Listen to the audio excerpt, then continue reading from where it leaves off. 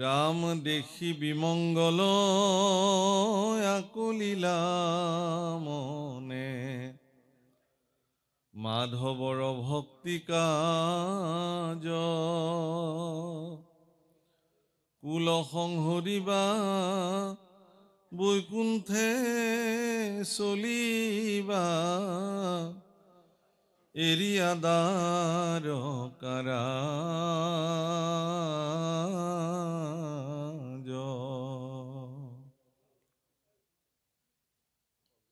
ভাৰতবৰ্ষত পঞ্চদশ শতিকাত যেতিয়া ভক্তি আন্দোলন আৰম্ভ হয়, সূচনা হয়, বিশেষভাৱে গুজৰাটৰ পৰা আৰম্ভ কৰি যি গুৰ্জৰ দেশৰ পৰা ভক্তিৰ যি বিশেষ পৰিক্ৰমাৰে সমগ্ৰ উত্তৰ ভাৰত, দক্ষিণ ভাৰত, আমাৰ উত্তৰ পূৰ্বাঞ্চলতে এনেকৈ সকলোতে ভক্তি কৰিব লাগে ভগৱানক, এনেকুৱা এটা ধাৰণাই সমস্ত লোককে মনত জাগ্ৰত কৰিলে আৰু সেই ভক্তি আন্দোলন তেনেধৰণে সূচনা হ'ল। আৰু এই ভক্তি আন্দোলনত ভাৰতবৰ্ষৰ সেই সময়ৰ যিসকল মনীষী পুৰুষ বা যিসকল গুৰুসকলে নেতৃত্ব লৈছিলে, আৰু তেওঁলোকে এটা কথা মন কৰিবলগীয়া যে গুৰুসকলে সেই ভক্তি আন্দোলনক সেই স্থানৰ ভৌগোলিক বিশ্লেষণ, তেওঁলোকৰ ভাষিক বিশ্লেষণ, তেখেতলোকৰ জীৱন ধাৰণ প্ৰণালী, তেখেতলোকৰ খাদ্যাভ্যাস, সকলোবিলাক চাই চিতি গুৰুসকলে নিজৰ নিজৰ প্ৰান্তত সহজলভ্য ব্যৱস্থাৰ দ্বাৰা কেনেকৈ তেওঁলোকে ভগৱানক ভজিব পাৰে তাৰে ব্যৱস্থা কৰি দিলে। আৰু এই ধৰণে ভক্তি কৰিবলৈ মানুহে আগবাঢ়ি গ'ল। অসমৰ মানুহৰ কাৰণে সৌভাগ্যৰ বিষয় আছিলে কি যে শ্ৰীমন্ত শংকৰদেৱ গুৰুজনাৰ নিচিনা, মহাপুৰুষ মাধৱদেৱ গুৰুজনাৰ নিচিনা বিচক্ষণ পুৰুষ এইখন অসমতেই জন্ম হৈছে। দামোদৰ দেৱৰ নিচিনা এগৰাকী প্ৰসিদ্ধ গুৰু এইখন অসমৰ যি প্ৰাপ্ত হৈছিল। হৰিদেৱৰ নিচিনা এগৰাকী পূজ্যপাত গুৰু এইখন অসমতে মানুহে প্ৰাপ্তি কৰিছিলে। তদুপৰি চকুৰি ছজন আটা পুৰুষ, একদম মথুৰা দাস বুঢ়াটাৰ পৰা শ্ৰী শ্ৰী মথুৰা দাস বুঢ়াটা, শ্ৰী শ্ৰী নাৰায়ণ দাস ঠাকুৰ এটা, শ্ৰী শ্ৰী বদলা পদ্মা আটা পুৰুষ প্ৰমুখ্যে, এই গোপাল আটা, এনেকে অনিৰুদ্ধ দেৱ প্ৰমুখ্যে, এই আটা পুৰুষসকলৰ সবল নেতৃত্বত অসমতো ভক্তি আন্দোলন ভাগৱতৰ ভিত্তিত গঢ় লৈ উঠিছিলে। এই কথা আমি সকলোৱে জানো। সদুশেষত মহাপুৰুষ গুৰুজনাই গৈ এগৰাকী পৰম পৰাক্ৰমী আৰু শক্তিশালী ৰজা কোচ ৰজা নৰনাৰায়ণৰ আতিথ্যত বা পৃষ্ঠপোষকতাত মহাপুৰুষে তাত গৈ থাকিলে। শেহতীয়া তেওঁৰ সমগ্ৰ শেষৰ জীৱন। কোচ ৰজা নৰনাৰায়ণৰ আদৰ, সন্মান আৰু সৎকাৰত মহাপুৰুষ শ্ৰীমন্ত শংকৰদেৱ গুৰুজনাই তেওঁৰ জীৱনৰ যিখিনি বিশিষ্ট কৰ্ম সেইখিনি তাত তেওঁ সাধন কৰিছে। গুৰুচৰিত বা কিছুমান সাধুবাদ কিছুমান আছে এনেধৰণৰ যে এবাৰ বৰদোৱাত থাকোঁতেই মহাপুৰুষ শ্ৰীমন্ত শংকৰদেৱ গুৰুজনাৰ ওচৰলৈকে 3গৰাকী পৰিব্ৰাজক আহিলে। আৰু সেই পৰিব্ৰাজক 3গৰাকী গোটেই ভাৰতবৰ্ষ ঘূৰি ঘূৰি ঘূৰি ঘূৰি আহি যেতিয়া মহাপুৰুষৰ ওচৰ পালেহি, গুৰুজনাই সুধিলে যে তোমালোকেতো সমগ্ৰ ভাৰতবৰ্ষ ঘূৰিলা, যে ক'ত কেনেকুৱা দেখিলা, প্ৰজাবিলাক ক'ত কেনেকৈ আছে, এইটো মহাপুৰুষৰ তেওঁলোকক সোধা কথা। তেতিয়া পৰিব্ৰাজক 3জনে দুটা বিশেষ কথা মহাপুৰুষক বৰ্ণন কৰিছে যে আমি পৃথিৱীত এনেকুৱা এগৰাকী ৰজা দেখিলো, সেই ৰজাজনৰ ওচৰলৈকে সেই তেওঁলোকৰ প্ৰজা এজনে তেওঁলোকৰ ঘৰত এটা ৰবাব টেঙা, প্ৰথমবাৰৰ কাৰণে গছত ডাঙৰ ৰবাব টেঙা এটা লাগিছিলে। সেই ৰবাব টেঙাটো তেওঁ অতি শ্ৰদ্ধাৰে ৰজাৰ ওচৰলৈকে লৈ গ'ল, একদম পাগুৰি মাৰি শিৰত তুলি সসন্মানে ৰজাৰ ওচৰলৈকে লৈ আহিলে। আৰু ৰজাই আহি ৰজাক যেতিয়া সেই ৰবাব টেঙাটো দিলে, ৰজাই ক'লে যে এইটো ৰবাব টেঙাটো কাটিব লাগে, কাটি এচাকল সমস্তকে বিলাই দিব লাগে। তো এইমতে কাম কৰা হ'ল। আৰু ৰাণীৰ হাতত যেতিয়া এচাকল ৰবাব টেঙা দিলে, ৰাণীয়ে ৰবাব টেঙাটোক হাতত লৈ কান্দিবলৈ আৰম্ভ কৰিলে, চিঞৰি চিঞৰি। কি হ'ল সোধোতে ক'লে যে মোৰ ল'ৰাটোৱেতো এই ৰবাব টেঙা খাই খুব ভাল পাইছিলে, তাৰমানে ইতিমধ্যে ৰাণীৰ পুত্ৰ বিয়োগ হৈছে, ঢুকাইছে। সকলোৰে দুখ লাগি গ'ল, কথাটোতো হয়। এতিয়া ৰাণীক এতিয়া কেনেকে সন্তুষ্টি কৰা যায়? মানুহে তাতে উপদেশদাতাসকলে ৰজাক উপদেশ দিলে কি, যে যিজন মানুহে এই ৰবাব টেঙাটো লৈ আহিছিল, এই ৰবাব টেঙাৰ কেইটামান গুটি সেই মানুহজনৰ আঁচলত বান্ধি দি মানুহজনক জীৱনতে জ্বলাই দিব লাগে। তেওঁতো মৰিব, তেতিয়া মৃত্যুদণ্ড দিব লাগে। দিলে আৰু তেওঁ গৈ সেই স্বৰ্গত গৈ পেলাই সেই ৰবাব টেঙাৰ খেতি কৰিব, কৰিলে আকৌ ৰাণীৰ পুতেকো তাতে আছে যিহেতু তাতে খাব, আৰু এইটো হ'ল সিদ্ধান্ত। কথা মতে কাম। এইটো এজন ৰজাৰ কাহিনী ক'লে শংকৰদেৱৰ ওচৰত। বোলে আকৌ এজন ৰজাৰ কাহিনী কম। বোলে কি? বোলে সেই ৰজাজনে তেল পেৰিবৰ কাৰণে এজন মানুহক, তেলী এজনক পইচা দিলে। গতিকে ৰজাৰ তেল কিমান সাৱধানে পেৰিছে তেলীয়ে, আৰু নিৰ্দিষ্ট দিনত যিদিনাখন তেলীয়ে মানে তেলৰ টেকেলিটো লৈ ৰজাৰ ওচৰলৈ যাব ওলাইছে, সেইদিনাখন আকৌ আগদিনাখন বৰষুণ দিছে, ৰাস্তা ঘাটবোৰ পিছল। তেওঁ এডাল লাখুটি লৈছে, লাখুটিডালত খুপি খুপি মূৰত টেকেলিটো লৈ গৈ থাকোতে এঠাইত পিছল খাই পৰি টেকেলিটো ভাগি থাকিলে। তেওঁ ৰজাক গৈ কান্দি কান্দি গোচৰ দিলে, মহাৰাজ মোৰতো এনেকুৱা হ'ল, কি কৰা যাব? তেতিয়া মহাৰাজে ৰাজ্যক উপদেষ্টাসকলক সুধিলে কি কৰা যাব এখেতক। তেতিয়া উপদেষ্টাবিলাকে ক'লে যে এখেতে যিহেতু খুব যত্ন কৰি তেলখিনি আনিছিলে, কিন্তু দুৰ্ঘটনাবশতঃ তেওঁ পিছল খাই পৰি তেলখিনি তেওঁৰ পৰি ভাগি থাকিলে টেকেলিটো। গতিকে ৰাজকোষৰ পৰা পুনঃ তেওঁক ধন দিয়া যাওক, তেওঁ পুনঃ তেল পেৰি লৈ আহিব। বাছ কথা ইমান। ৰজাই বোলে ঠিক আছে, দি দিয়া যাওক। মহাপুৰুষ শ্ৰীমন্ত শংকৰদেৱ গুৰুজনাই দেখিলে যে একেই ৰজা, এজনৰ বিচাৰ কেনেকুৱা। তেওঁৰ মৰা পুত্ৰৰ কাৰণে এজন জীৱন্ত ব্যক্তিক জীৱনতে দাহ কৰিব পাৰে, আৰু এইজন ৰজাই তেওঁৰ ইমান ক্ষতি হোৱাৰ পিছতো পুনঃ তেওঁৰ মানৱীয় দৃষ্টিৰে তেওঁক পুনঃ তেল পেৰিবৰ কাৰণে টকা দিলে। তেতিয়া গুৰুজনাই সুধিলে যে এইজন কোন ৰজা বাৰু? তেতিয়া পৰিব্ৰাজকসকলে কৈছিলে যে এইজন কোচ ৰজা নৰনাৰায়ণ।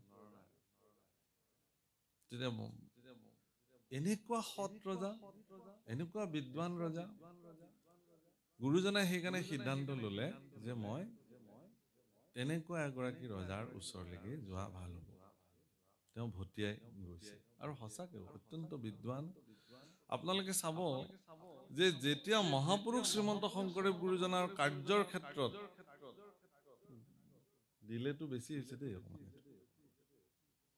কাৰ্যৰ ক্ষেত্ৰত যেতিয়া তেওঁ এই কিছুমান কুতৰ্কী পণ্ডিতে মহাপুৰুষৰ ওপৰত গোচৰ দিছিলে, তেতিয়া গুৰুজনাক কাঠগাৰত থিয় কৰাব লগা হৈছে, উপায় নাই।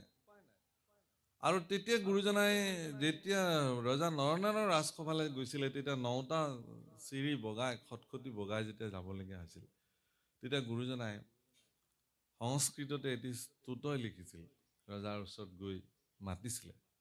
মধুদানৱ দাৰণ দেৱ বৰম্বৰ বাৰি জলূষণ চক্ৰধৰম ধৰণীধৰ ধাৰণ ধেয় পৰম পৰমাৰ্থ বিদ্যা শুভ নাশকৰম कर सूर्यनित सेदीप भूरि भगं भगभूषण कर्षित पाद जुगं जुगनायक नागर वेशरु सिमरु शिरांश पिधान शरीर सुसिम सुशि सामर वायु निशब्द तनुं तनु मध्यग देह वेश हनुमंत हरीश सहाय रतं रतरांग परायण शत्रुनतम নতবর্তুল স্থূল সুদীর্ঘ ভুজং ভুজগাধিপ তল্প শয়ানমজং অজরামর বিগ্রহ বিশ্বগুরুং গুরু গোধন কামদ কল্পতরুং তরুণীমন মোহন সর্ব শুভম শুভমঙ্গলদায়ক নীল ইভম ইভ কুম্ভুজ মৌক্তিক মাল্য বহং বহলর সমিষ্ট সর্বসহং সহজায়তি পদ্মদলাক্ষ সিদম সিদনন্দ বিনোদন বেদবিদম বিদুষান্মন মন্দন কম্বুগলম গলশোভিত কৌস্তভ ভীম বলং বলভদ্র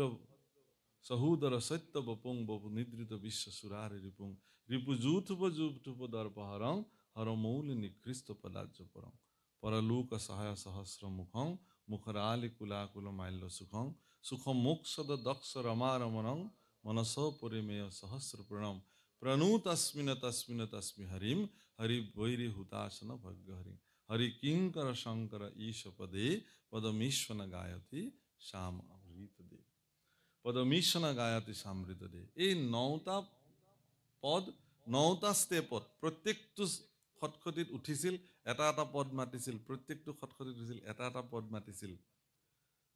ৰজা নৰনাৰায়ণ নিজে এগৰাকী বৰিষ্ঠ সংস্কৃত পণ্ডিত আছিল।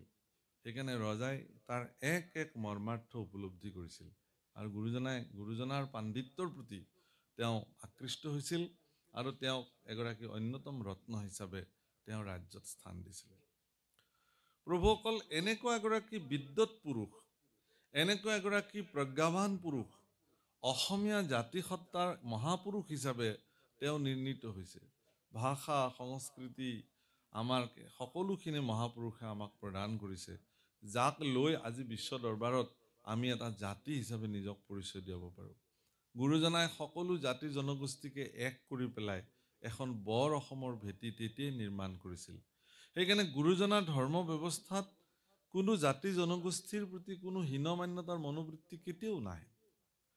প্ৰত্যেক জাতি জনগোষ্ঠীৰ নিজৰ নিজৰ সভ্যতা সংস্কৃতি, তেওঁলোকৰ ভাষা, তেওঁলোকৰ কৃষ্টি তেওঁলোকে বজাই ৰাখিও গুৰুজনাক গুৰু হিচাপে মানি শংকৰদেৱৰ ধৰ্ম ব্যৱস্থাত তেওঁলোকে থাকিব পাৰে, ইয়াত কোনো অসুবিধা নাই।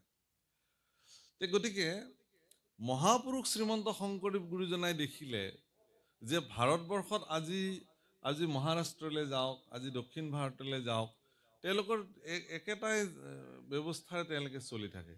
কিন্তু অসমত যিহেতু ভিন্ন জাতি জনগোষ্ঠীৰ লোক আছে, প্ৰত্যেকৰে নিজৰ নিজৰ পূজন ব্যৱস্থা আছে, প্ৰত্যেকৰে নিজৰ নিজৰ উপাসনা পদ্ধতি আছে। সেইকাৰণে মহাপুৰুষ শংকৰদেৱ গুৰুজনাই ভাগৱতকে ভেটি হিচাপে লৈ তেওঁ এটা উৎকৃষ্ট পন্থা মানৱ সমাজৰ কাৰণে প্ৰদান কৰিলে। তেওঁ সেই বুলি ক'লে, ওবা নৰলোক হৰি ভজিওক ধৰা এইটো উপদেশ, এৰা আলজাল জীৱা কতকাল জৰা ভৈল পৰৱেশ। পৰৱেশটো যিহেতু জৰা হৈ আহিলে, যিহেতু আমাৰ যিটো পৰৱেশ সেইটো যিহেতু চৈতন্য নহয়, জৰা, এতেকে আমি সকলোৱে পৰম চৈতন্য ঈশ্বৰ পৰম ব্ৰহ্মক ভজিব লাগে। কেলে ভজিব লাগে? যে পৰম ব্ৰহ্ম যি ঈশ্বৰ, যাক আমি উপাস্য ভগৱান হিচাপে ভজনা কৰোঁ, তেওঁ আপোনাৰ মোৰ সকলোৰে ভিতৰতে বিদ্যমান হৈ এই শৰীৰটোক, জড় শৰীৰটোক চেতন প্ৰাপ্তি কৰি আছে। যিদিনাখনে এই শৰীৰটোৰ ভিতৰৰ পৰা ভগৱান গুচি যাব, সিদিনাখনে এই শৰীৰটো পুনঃ জড় পদাৰ্থলৈ ৰূপান্তৰ হৈ যাব, পণ্য সামগ্ৰীলৈ, একদম পূৰ্ণ পণ্য সামগ্ৰীলৈ ৰূপান্তৰ হ'ব। মানুহে কাঠৰ লগত সমান কৰি পেলাই তেওঁক জ্বলাই দিব, পঞ্চভূতত পুনঃ বিলীন কৰি দিব। এতেকে ভাগৱত শাস্ত্ৰত প্ৰথম স্কন্ধৰ পৰা দ্বাদশ পৰ্যন্তে মহাপুৰুষে মানুহক ভক্তি ধাৰাত বিলীন হ'বৰ কাৰণে, অৰ্থাৎ পঞ্চদশ শতিকাৰ সেই ভক্তি আন্দোলনত উত্তৰ পূৰ্বাঞ্চলৰ পৰাও এটা বিশেষ ধাৰা নি পেলাই সেই ভক্তি আন্দোলনৰ সমুদ্ৰত বিলীন কৰি দিয়া মহাপুৰুষ শংকৰদেৱে কি কৰিছিলে? ভাগৱতক ভেটি হিচাপে লৈ, ভাগৱতত ভক্তি, ভাগৱতত বেলেগ একো নাই প্ৰভুসকল। ভাগৱত এখন একদম মনুষ্য জীৱনৰ অতীব প্ৰয়োজনীয় শাস্ত্ৰ, অত্যন্ত উত্তম শাস্ত্ৰ। ইয়াত কেৱল মাত্ৰ ভক্তিৰ কথা বৰ্ণন কৰা হৈছে। ভক্তি, আপোনালোকৰ ভিতৰত থকা ভক্তিটোক জাগ্ৰত কৰিব লাগে, বাছ, ভাগৱতৰ ইমানেই কাম। সেইকাৰণে ভাগৱত শুনা লোকসকলে অন্য শাস্ত্ৰ শুনাটোক প্ৰাধান্য নিদিয়ে। ভক্তসকলৰ অন্য শাস্ত্ৰৰ প্ৰতি ৰুচিও নাই আৰু স্পৃহাও নাই। যিটো শাস্ত্ৰে নাই কৃষ্ণ চৰিত্ৰ অমৃত, উচিষ্ট গৰ্তত কৰি সিটোয় পবিত্ৰ।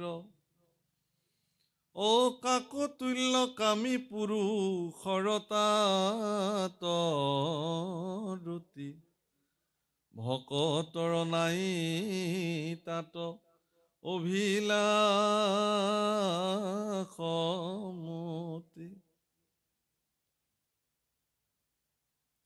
যে সাম শাস্ত্ৰে পুৰাণে বা হৰিৰ ভক্তি ন দৃশ্যতে, শ্ৰুতব্যম নৈব তৎশাস্ত্ৰম যদি স্বয়ং ব্ৰহ্মাৱতীত।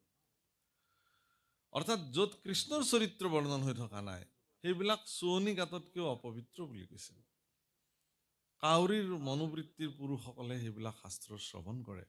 ভাগৱতৰ বাণী দেই, আমি কোৱা নাই। আমি ক'লে লেঠা লাগি যাব, হয়নে? আমি ক'লেই জেমেলা হৈ যাব। আমাৰ কোৱাৰ অধিকাৰো নাই, ক্ষমতাও নাই। ভাগৱতে কৈছে, কি কৈছে?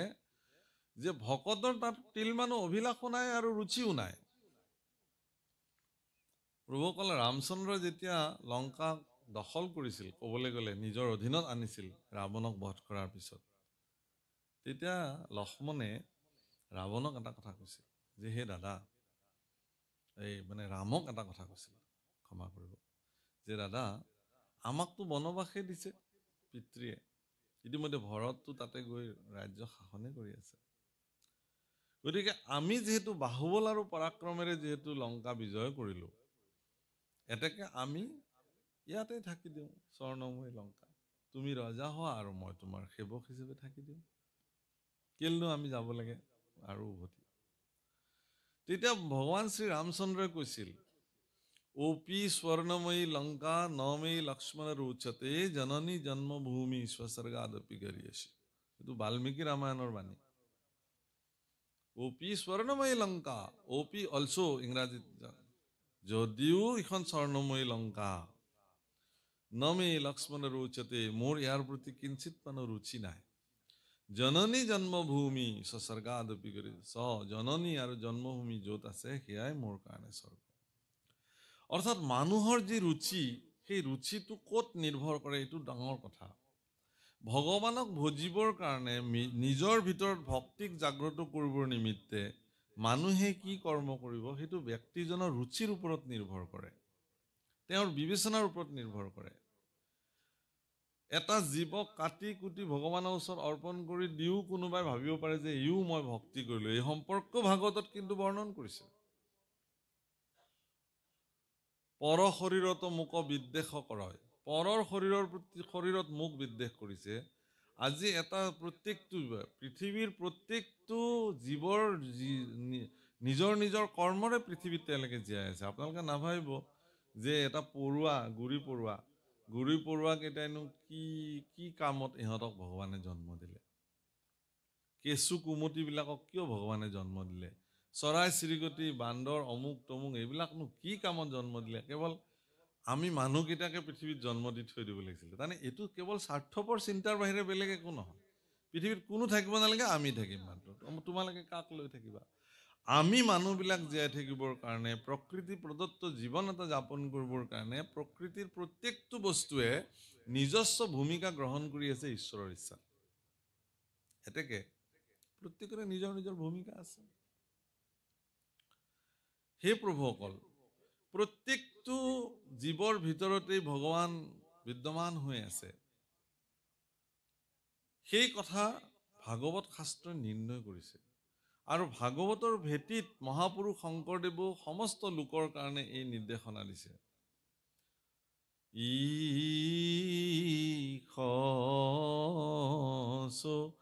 ৰূপে হৰি সবঘতে বৈঠ জৈসন গগন ব্যাপী নাৰায়ণ কাহে ভকতি কৰু তেৰা। ইয়াতে বৰ ধুনীয়া কথা কৈছে, ঈশ স্বৰূপে হৰি সৱসতে বৈঠ। ঘট মানে কি? ঘট মানে শৰীৰ। প্ৰত্যেকটো শৰীৰতে ভগৱান বিদ্যমান হৈছে। গছ, লতিকা, তৰু, তৃণ, জীৱ জন্তু, মানুহ চবৰ ভিতৰতে ভগৱান আছে। ভগৱানৰ অস্তিত্ব বিদ্যমান, এইটোৱেই ভগৱান, এয়াই ঈশ্বৰ। তাকে নুবুজি আমিবিলাকে কেৱল মই জীয়াই থাকিব লাগে, তাৰ কাৰণে সকলোকে মাৰি সবকহু মাৰি পুৰত উহি উদৰ কৰতো নাহি কৰতো ভূত দাহে, এই বৰগীতে লিখিছে। সকলোকে মাৰি মই জীয়াই থাকিব লাগে, বাছ এনেকুৱা মনোবৃত্তি তো হ'ব নোৱাৰে। এনেকুৱা মনোবৃত্তিৰ ব্যক্তি যিমান ধাৰ্মিক হলেও তেওঁ উচিত স্থান প্ৰাপ্তি নহয়। পঞ্চপাণ্ডৱে যেতিয়া স্বৰ্গাৰোহণ কৰিছিল, এজন এজনকে ভাতৃৰ যেতিয়া স্খলন ঘটিছিল, তেওঁলোকে কিয় স্খলন হ'ল, স্বৰ্গাৰোহণ তেওঁলোকে কিয় কৰিব নোৱাৰিলে যুধিষ্ঠিৰৰ লগত, এই এক প্ৰশ্ন প্ৰত্যেকে সুধিছে যে দাদা মই কিয় নোৱাৰিলো, মইতো ইয়াতে ৰৈ যাব লাগিল। এতিয়া যুধিষ্ঠিৰে এজন এজন ভাতৃৰ তেওঁলোকৰ জীৱনত থকা যিবিলাক ত্ৰুটি সেইবোৰ কৈ কৈ গৈছে। ভীমখেন যেতিয়া সদুশেষত ভীম যেতিয়া পৰি গ'ল, ভীম যাব নোৱাৰা হ'ল, ভীমে সুধিছিলে দাদা মোৰ কি কথা, মই কিয় নোৱাৰো যাব, মই কিয় ৰলো, মইতো যাব পাৰিব লাগিছিল। কৈছে তোমাৰ এটা বিশেষ চৰিত্ৰ আছিল, সবকহু মাৰি পুৰত উহি।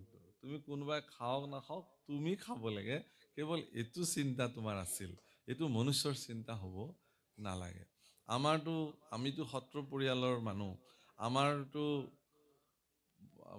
পৰিয়ালত আজিও পৰম্পৰা, আমাৰ আজু ককাহঁতৰ দিনৰ পৰা এয়া আছিলে যে কি ৰন্ধন প্ৰকৰণ কৰি এবাৰ পদূলিলৈ যাব লাগে, কোনোবা অতিথি আহিছে নেকি, কোনোবা তেনেকুৱা ক্ষুধাতুৰ ব্যক্তি আহি পদূলিত ৰৈছেহি নেকি, কোনোবা তেনেকুৱা দৰিদ্ৰজন ভিক্ষাৰীজন আহিছে নেকি, তেওঁক মাতি আনিব লাগিব। যদি তেওঁ আহে তেতিয়া প্ৰথম তেওঁক ভোজন কৰাব লাগিব। মাতৃ কুন্তীয়ে এই শিক্ষা পঞ্চপাণ্ডৱক দিছিলে। এদিনটো গোটেই দিন ভিক্ষা কৰি কৰি অকমান চাউল মাত্ৰ পাইছিলে পঞ্চপাণ্ডৱে, সেই চাউলখিনি ৰান্ধি মাত্ৰ 5জন ভাতৃৰ সন্মুখত বাঢ়ি দিছিলে মাত্ৰ অন্ন। হেন সময়তে 5গৰাকী কৰবাৰ পৰা ঋষি আহি উপস্থিত হ'ল আৰু মাতৃৰ নিৰ্দেশত 5জন ভাতৃয়ে নিজৰ নিজৰ খাদ্যখিনি 5গৰাকী ঋষিক প্ৰদান কৰি পেলাই অতিথি শুশ্ৰূষা কৰিছে। এয়া ভাৰতবৰ্ষৰ পৰম্পৰা। গতিকে এই ধাৰণাবিলাক পশ্চিমীয়া ধাৰণা। কোনোবাই মৰিলেও মৰক, আমি জীয়াই থাকিব লাগে, মই জীয়াই থাকিব লাগে, কোনোবাই নাখালেও খালেও নাজানো, মই খাব লাগে। কিন্তু ভাৰতবৰ্ষৰ সনাতনী পৰম্পৰাত এই ব্যৱস্থাৰ কেতিয়াও স্থান নাই। ভাৰতবৰ্ষৰ সনাতনী পৰম্পৰাত মই নিজেও জীয়াই থাকিব লাগিব আৰু আনকো মই জীয়াই থাকিবৰ কাৰণে যি পাৰো উপকাৰ কৰিব লাগিব। আমি সকলোৱে লগ লাগি জীয়াই থাকিব লাগে। আমি পৰস্পৰক সহযোগিতা কৰি জীয়াই থাকিব লাগে। এই ভক্তিৰ ধাৰাটোক জগতত প্ৰৱৰ্তাই ৰাখিবৰ কাৰণে উদ্ধৱ নামৰ এটা বিশেষ চৰিত্ৰ, সেই চৰিত্ৰ ভগৱানৰ তেওঁ পৰম বান্ধৱ আছিলে। সেই উদ্ধৱক ভগৱন্তই এই নিৰ্দেশনা দি থৈ গৈছিলে যে ভকতিক ৰাখি তুমি জগতত থাকা, মই যাবই লাগিব, মই যাম। কিন্তু ভগৱান কৃষ্ণ দৈৱকী নন্দন হৈ পৃথিৱীত আহিলে আৰু 125 বছৰ কাল তেওঁ লীলা সাধন কৰিলে, কৰি তেওঁ এতিয়া যাবলৈ ওলাইছে বৈকুণ্ঠলৈ পুনঃ। আৰু এনেকুৱা অৱস্থাত উদ্ধৱে তেওঁৰ অন্তৰৰ কথা বুজি পালে, তেওঁৰ ইংগিত তেওঁ বুজিব পাৰিলে। এই বিমংগল দেখি তেওঁ ঈশ্বৰৰ ভক্তি কাজ হৃদয়ত জাগ্ৰত কৰি ল'লে আৰু কৃষ্ণৰ প্ৰতি কান্দি কান্দি তেওঁক অত্যন্ত শোক বিভল্ল হৈ ক'বলৈ আৰম্ভ কৰিলে। ৰাম তেজিয়া নিশ্বাস চাপিল পাশ,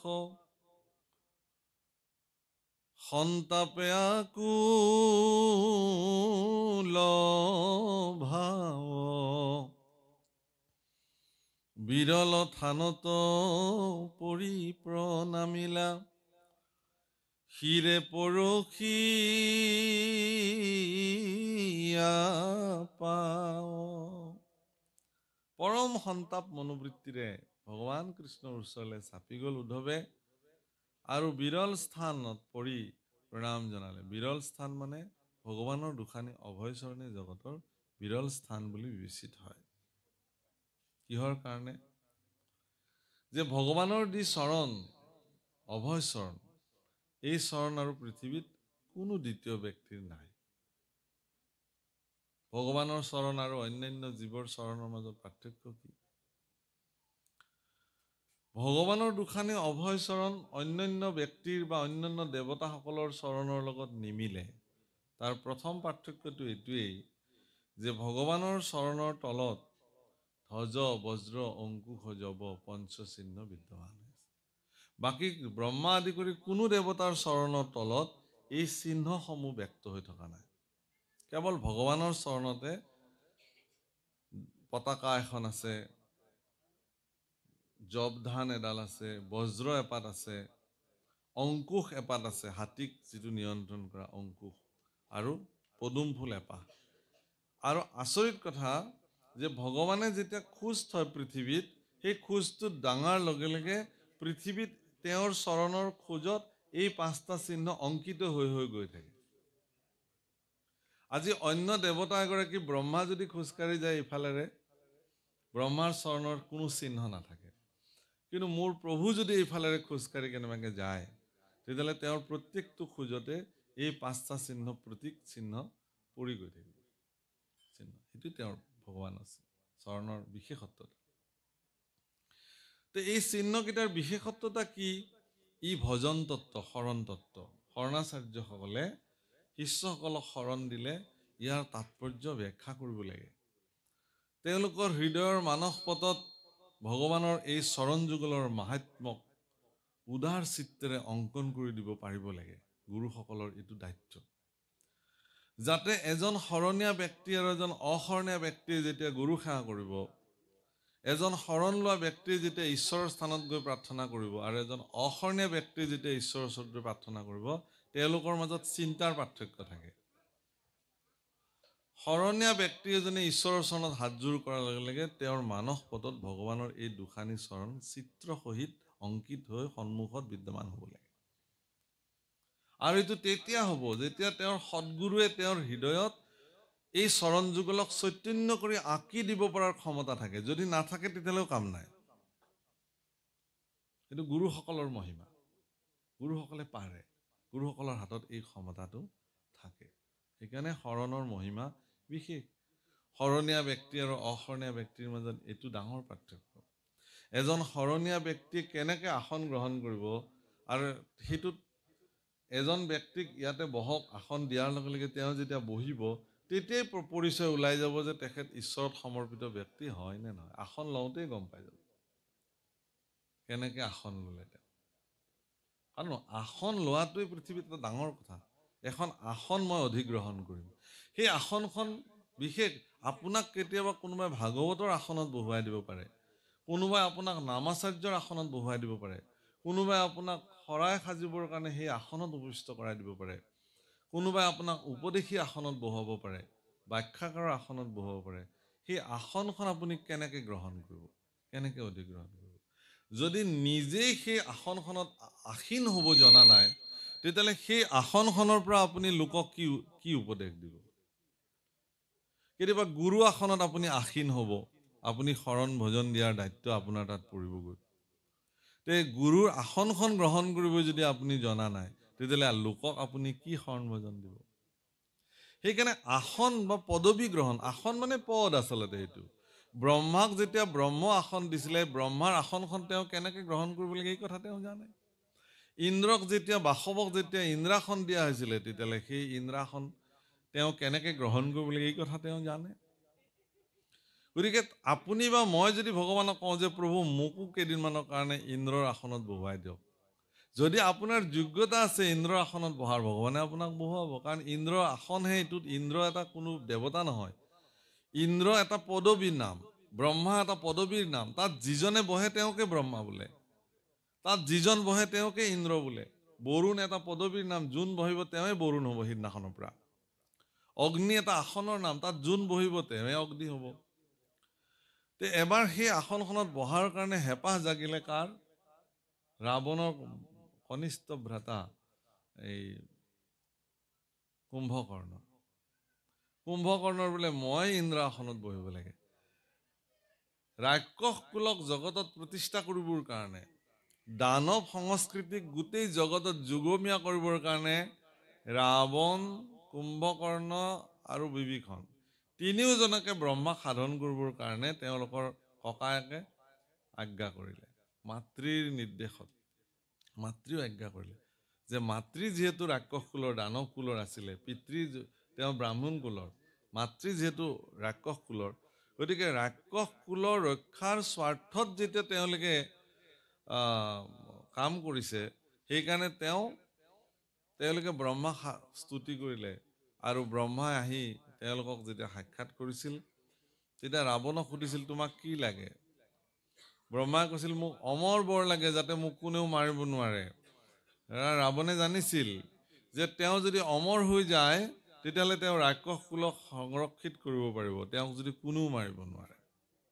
ব্ৰহ্মাই কৈছিল যে মই অমৰ বৰ দিয়াৰ অধিকাৰ মোৰ নাই, অমৰ বৰ দিয়াৰ অধিকাৰ কেৱল আৰু কেৱল পৰম ব্ৰহ্ম ঈশ্বৰ পুৰুষৰহে থাকে। তেতিয়াহ'লে তুমি কি দিব পাৰা? বোলে অন্য কিবা বিচৰা। তেওঁক দিলে বাৰু, যি দিব লাগে আপোনালোকে জানে এইবোৰ। কিন্তু মই আজি কোৱাৰ প্ৰাসংগিকটো এইটোৱেই যে কুম্ভকৰ্ণক যেতিয়া সুধিছিলে যে তোমাক কি লাগে, কুম্ভকৰ্ণই তেতিয়া ক'লে যে মোকো অমৰ বৰ লাগে। বোলে এইটো দিব পৰা নাযায়, বেলেগ লোৱা। কুম্ভকৰ্ণই তেতিয়া ক'লে কি? কুম্ভকৰ্ণৰ মনত ভাৱনা হ'ল যে মোক ইন্দ্ৰাসন লাগে, ইন্দ্ৰৰ আসনত গৈ মই বহিম। যেতিয়া এই কথা তেওঁ ক'লে, কিন্তু এনেহে ঈশ্বৰৰ ইচ্ছা, তেওঁ ক'ব লাগে মোক ইন্দ্ৰাসন লাগে বুলি, তেওঁৰ মুখেৰে ওলাই আহিল মোক নিদ্ৰাসন দিয়া। ক'ব লাগে ইন্দ্ৰাসন, ঈশ্বৰৰ ইচ্ছাত মুখেৰে ওলাই আহিল নিদ্ৰাসন। আৰু ব্ৰহ্মায়ো এক পলম নকৰি পেলাই তথাস্তু বুলি দি দিছে, হ'ব তুমি যিটো বিচাৰিছা সেইটো তোমাক মই দি দিলোঁ। যেই বৰ প্ৰাপ্তি হৈ গ'ল, হামি হিকটি লগে লগে আৰম্ভ হৈ গ'ল। বোলে এয়া কি হৈছে মোৰ, মইতো এতিয়া স্বৰ্গত গৈ থাকিব লাগিব, মোৰ ইমান টোপনি ধৰিলে কেনেকে হ'ব? বোলে তুমি এইটোৱেই বিচাৰিলা, ক'ত স্বৰ্গ আসন বিচাৰিলা? বোলে মইতো স্বৰ্গত ৰজা হোৱাৰ কাৰণেহে মই আশীৰ্বাদ ললো তোমাৰ পৰা। বোলে কি কৈছা তুমি নিদ্ৰাসন বুলি ক'লা, গতিকে তুমি এতিয়া টোপনি মাৰি থাকিব লাগিব। টোপনি বোলে কেতিয়ালৈকে? বোলে জীৱন পৰ্যন্তম, তোমাৰ যেতিয়ালৈকে শেষ নহয় জীৱন, শুয়ে থাকিব লাগিব। এইটোনো জীৱন হ'লনে? আমাৰ শুই ভাল পোৱা সকলক কৈছো, যিবিলাকে শুই ভাল পায়, 10টা বজালৈকে মাক দেউতাকে যিবিলাক ল'ৰা ছোৱালীক জগুৱাই তুলিব নোৱাৰে, 11টা বজালৈকে শুৱে, বাপৰে ভাবিলেই মানে গা বিষাই যায়, ভাবিলেই গা বিষায়, শুই থকা দূৰৰ কথা। কি আমাৰ ল'ৰা ছোৱালীবিলাকক মাক বাপেকে জগাব লাগে, উঠ 8টা বাজিল অকমান শুবলৈ দে, 9টা বাজিল আৰু অকমান শুবলৈ দে, 11টা বজাত শুই ভাল লাগে। জীৱনত প্ৰভুসকল মহাপুৰুষে এটা সংজ্ঞা দাঙি ধৰিছে, মানে এটা হিচাপ দিছে, ৰেচিঅ', একদম অনুপাতিক হিচাপ দিছে। মনুষ্যৰ আয়ু শত বৰিষ সংখ্যাত অৰ্ধেক বিফলে যায় জানিবা নিদ্ৰাত। মানুহৰ জীৱনৰ আধা বোলে টোপনিতে গুচি যায়। আৰু এই সূত্ৰটোক অনুধাৱন কৰি যিবিলাক ব্যক্তিয়ে জীৱনত টোপনিৰ পৰিমাণটো কমাই দিব পাৰে, মানে টোপনিটো সৰ্বোচ্চ নহয়। কবিৰ দাসে কৈছে জল্দি সোৱে জল্দি উগে ও দুনিয়া সবচে আগে। জল্দি সোৱে মানে একদম গধূলি সূৰ্যাস্তৰ লগে লগে শুই দিয়ে, এইটো জল্দি শোৱা নহয়। যিজন ব্যক্তিৰ বিচনাত মূৰটো দিয়াৰ লগে লগে টোপনি আহি যায়, এনেকুৱা যিবিলাক ব্যক্তি আছে এইবিলাক সুখী ব্যক্তি। সুস্বাস্থ্যৰ গৰাকী তেওঁলোক। অকল বিচনাত পৰিলেই টোপনি অহাটোকে সুস্বাস্থ্য নকয় আকৌ।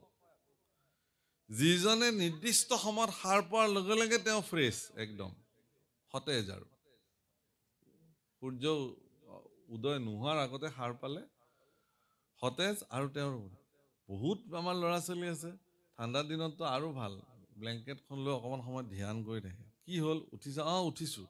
উঠিও আৰু বহুত সময় ধ্যান কৰি থাকে। কি বা ধ্যান কৰে আৰু মুঠতে তেওঁ উঠিবলৈ মন নাই। যদি কোনেও একো নকয়, লাহেকে ভাজ লাগি পেলাই সেনেকেও আৰু আধা ঘণ্টা পৰি দিব পাৰে, একো ডাঙৰ কথা নহয়। কিন্তু এইবোৰ মানুহে কি কৰিব জীৱনত?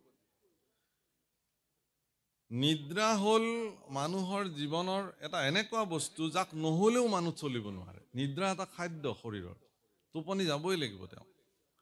কিন্তু ই যেতিয়া অতিৰঞ্জিত হৈ যায়, ই মানুহৰ কাৰণে ক্ষতিকাৰক। সেইকাৰণে মানে সাধকবিলাকে, পৃথিৱীৰ যিবিলাক সাধনা কৰা ব্যক্তি আছে, যিবিলাক ব্যক্তিয়ে সাধনাৰ জৰিয়তে জগতত নিজৰ নিজৰ স্থানসমূহ নিৰ্মাণ কৰি লৈছে, এই সাধকবিলাকে আটাইতকৈ শ্ৰেষ্ঠ কামটো কৰে কি, তেওঁলোকে নিজৰ নিদ্ৰাক নিয়ন্ত্ৰিত কৰি ৰাখে। তেওঁলোকৰ হাতৰ মুঠিত টোপনি থাকিব, মানে তেওঁলোকৰ যেতিয়া মন গ'ল তেতিয়া তেওঁলোকে শুব। এনেকুৱা অদ্ভুত ব্যক্তি আছে পৃথিৱীত এতিয়াও, তেওঁলোকে টোপনি তেওঁলোকৰ ইচ্ছামতে আহে আৰু ইচ্ছামতে টোপনিত তেওঁলোকে সাৰ পায়। ইমান কোনো এলাৰ্ম বজাব নালাগে, ইমান বজাত মই সাৰ পাম, ইমান বজাতে তেওঁ সাৰ পাব। ইমান ক্ষমতাশালী পুৰুষ পৃথিৱীত আছে, সেইবিলাক সাধক। কিন্তু যিজন ব্যক্তি মোৰ এলাৰ্ম বাজিলেও গম নাপায়, এলাৰ্মে পেং পেংকে বাজি থাকে, ওচৰৰ মানুহ আহি ক'ব লগা হয় যে আপোনালোকৰ এলাৰ্মটো বাজি আছে অথনিৰ পৰা, কিন্তু যিজনে বজাই থৈ দিলে তেওঁৱে সাৰ নাপায়। মই উঠি অহা প্ৰজন্মৰ কাৰণে কৈছোঁ, ব্ৰহ্ম মুহূৰ্ততে শয্যা পৰিত্যাগ কৰাৰ চেষ্টা কৰক। ল'ৰা ছোৱালীবিলাকক কৈছোঁ মই, এইটো এটা উপদেশ মোৰ ফালৰ পৰা, ভাগৱতৰ আসনৰ পৰা। ব্ৰহ্ম মুহূৰ্ততে, মানে কথাটো হ'ল কি, দুটা সময় আপুনি মানে দিন আৰু ৰাতিৰ যিটো সন্ধিক্ষণ, ইয়াক সন্ধ্যা সন্ধ্যা বোলে। আৰু ৰাতি আৰু দিনৰ যিটো সন্ধিক্ষণ, এইটোক প্ৰাতঃ সন্ধ্যা বোলে। আৰু এটা দুপৰীয়াৰ সন্ধ্যা আছে। এই ত্ৰিসন্ধ্যা আচলতে মানুহে ঈশ্বৰৰ নাম ল'ব লাগে। সেইকাৰণে ত্ৰিসন্ধ্যা গায়ত্ৰী, ত্ৰিসন্ধ্যা সাধনা পদ্ধতি, ত্ৰিসন্ধ্যা ঈশ্বৰৰ নাম আমাৰ মানুহবিলাকে ল'ব লাগে। তাৰমানে আপোনালোকে চাব যে যিটো সন্ধ্যাকাল,